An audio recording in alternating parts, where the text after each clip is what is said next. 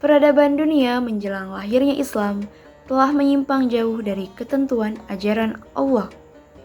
Pada masa pra-Islam terdapat dua kekuatan peradaban dunia, yaitu peradaban Romawi Timur dan peradaban Persia. Dua kekuatan besar tersebut merupakan dua superpower dunia pada masa itu, sekaligus merupakan adik kuasa dunia.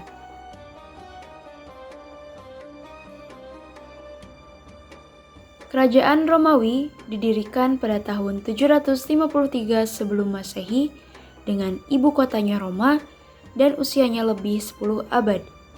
Bulan Mei 30 Masehi terjadi perpecahan dalam kerajaan Romawi yang berpusat di Roma, yaitu pecah menjadi dua kerajaan.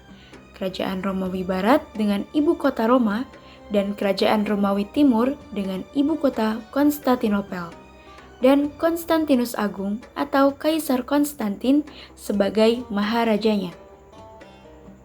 Kerajaan Romawi mengalami puncak kejayaan pada masa Maharaja Yustianus, yaitu pada tahun 527 sampai 565 Masehi.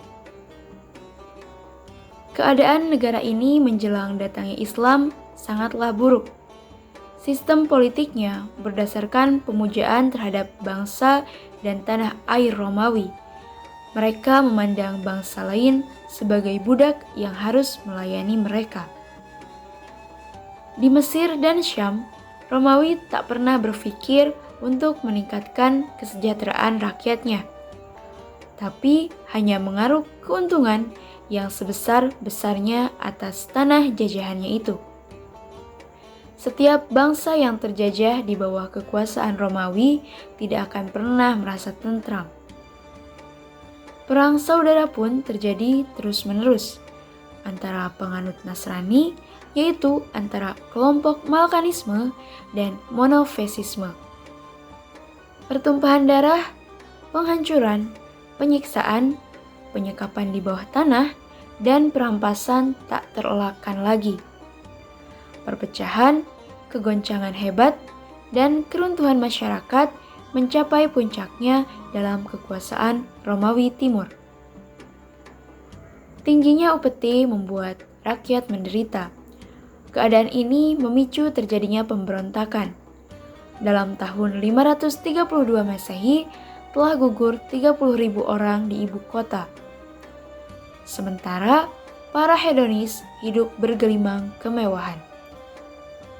Pada akhir abad 6, Romawi sudah mencapai titik terendah kemerosotannya. Kondisi agama Romawi pada masa pra-Islam. Negeri-negeri yang berada di bawah kekuasaan kerajaan Romawi Timur pada umumnya beragama Nasrani, yang pada waktu itu terpecah dalam berbagai aliran. Adapun yang termasyhur di antara aliran tersebut ada tiga, yaitu yang pertama, aliran Yaqibah. Aliran ini banyak dianut di Mesir, Habasyah, dan lain-lain. Yang kedua yaitu aliran Nasatirah. Banyak dianut di Musil, Irak, dan Persia. Yang ketiga yaitu aliran Mulkaniyah. Banyak dianut di Afrika Utara, Sisilia, Syria, dan Spanyol. Di antara ketiga aliran ini terdapat perbedaan keyakinan. Aliran Yaqibah berkeyakinan bahwa Isa Al-Masih adalah Allah dengan pengertian bahwa Allah dan manusia bersatu dalam diri Al-Masih. Aliran Nasatirah dan Mulkaniyah berkeyakinan bahwa dalam diri Al-Masih terdapat dua tabiat, yaitu tabiat ketuhanan dan tabiat kemanusiaan. Kondisi moral. Imperium Romawi menderita degradasi moral yang sangat parah, disebabkan oleh lambatnya usia pernikahan karena harta kekayaan dalam jumlah besar hanya dimonopoli oleh segelintir orang yang berpengaruh. Sementara rakyat hidup dalam kondisi yang sangat miskin.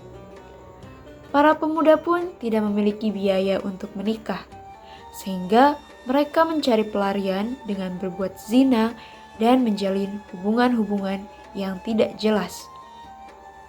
Suap-menyuap menjadi prinsip utama dalam berinteraksi dengan pegawai negara demi menyelesaikan pekerjaan apapun atau untuk mendapatkan hak apapun. Dalam berhibur, salah satu sarana hiburan mereka adalah mengadu para budak dengan binatang-binatang buas di dalam kandang yang terkunci. Dalam peperangan, mereka memperlakukan musuh-musuh mereka dengan sangat biadab dan buas.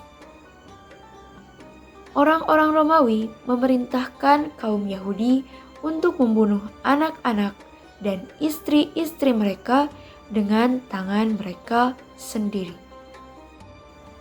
Kondisi sosial.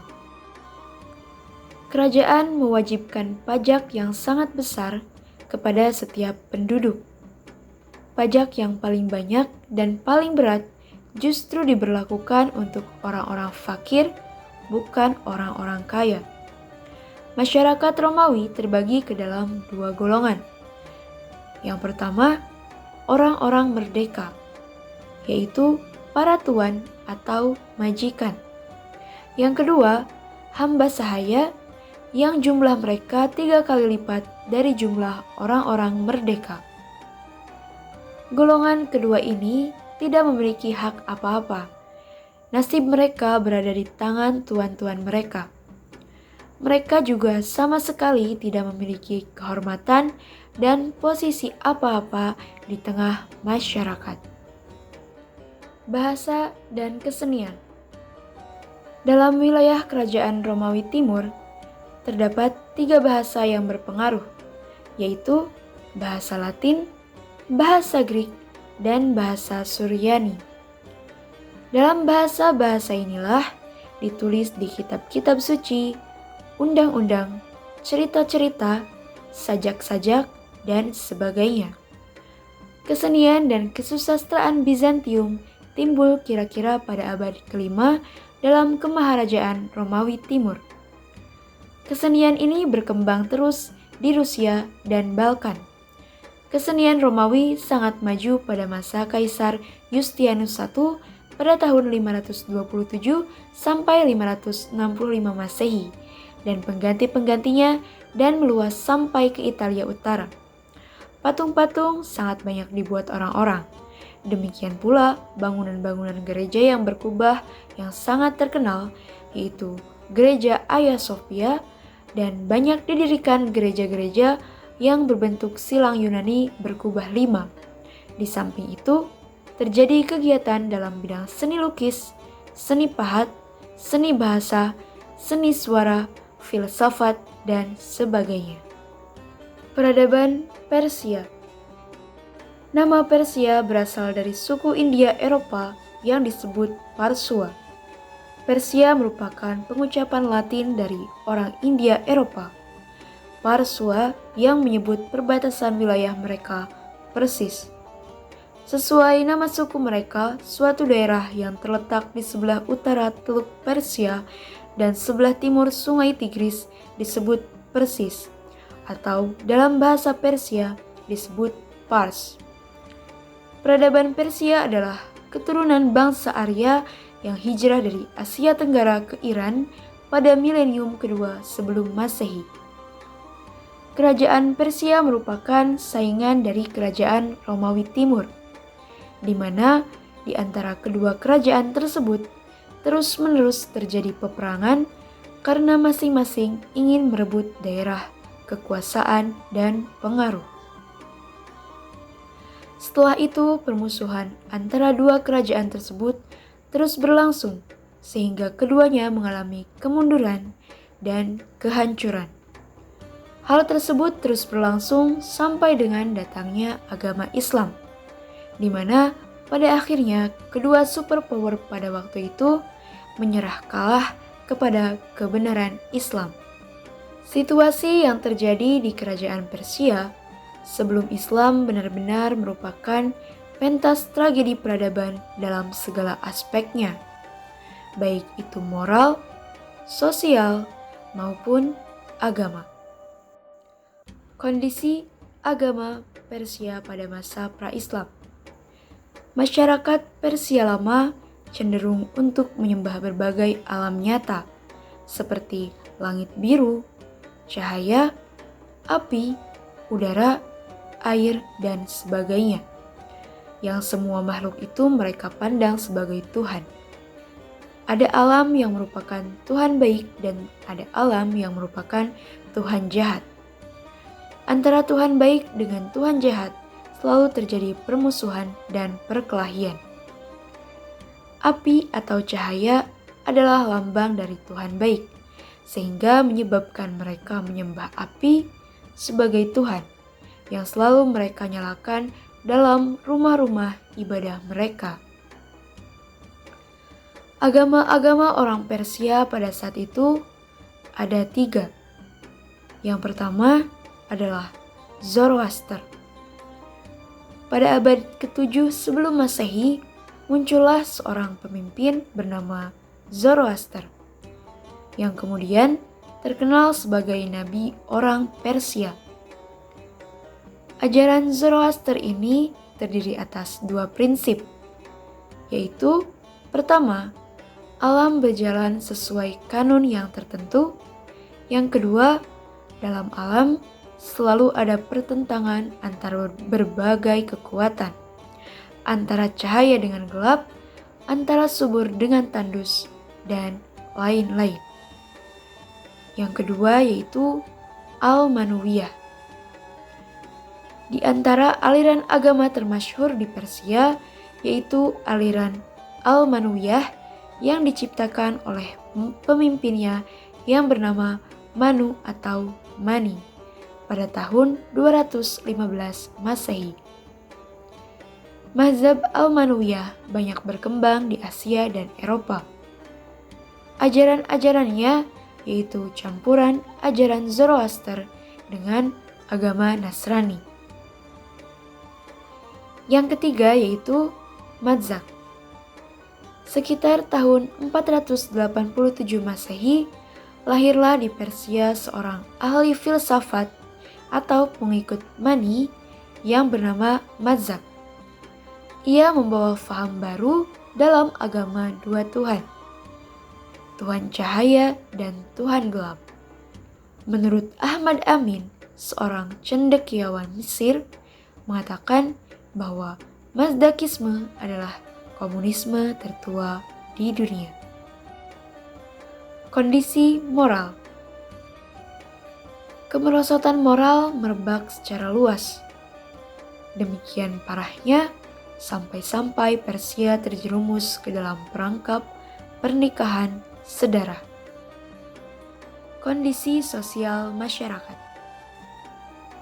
Masyarakat manusia di sana terbagi ke dalam 7 kasta. Yang pertama, kasta para Kisra, yang merupakan kasta tertinggi dan paling mulia. Yang kedua, kasta para Ningrat, yaitu 7 keluarga mulia yang kemuliaannya tidak dapat berpindah kepada yang lain. Yang ketiga, kasta para tokoh agama. Yang keempat, kasta para panglima, pasukan, dan ahli perang. Yang kelima, kasta para cendekiawan seperti para penulis, dokter, dan penyair atau pujangga. Tidak heran jika kebodohan dan khurafat merajalela di tengah masyarakat, dikarenakan para ilmuwan diletakkan pada kasta yang rendah. Yang keenam, kasta para kepala desa dan pemungut pajak. Yang ketujuh, kasta rakyat biasa. Jumlah mereka lebih dari 90% penduduk Persia. Mereka adalah para pekerja, petani, pedagang, prajurit, dan budak. Mereka tidak memiliki hak sama sekali, bahkan sampai harus diikat dengan rantai dalam peperangan. Bahasa dan kesenian. Pada waktu pemerintahan dinasti Sasanin, yang menjadi bahasa Persia resmi yaitu Pahlawi, dan juga menjadi bahasa kitab suci mereka, yaitu Avesta. Oleh karena itu, pengaruh kitab agama ini dalam memelihara dan memperkembangkan bahasa Pahlawi sangatlah besar. Hasil seni Persia yang paling kuno yaitu keramik, patung-patung, berbagai perabot dari perunggu, dan lain-lain pada tahun 5000 sampai 1000 sebelum Masehi. Seni lukis dan arsitektur pada tahun 550 sebelum Masehi sampai 1600 Masehi.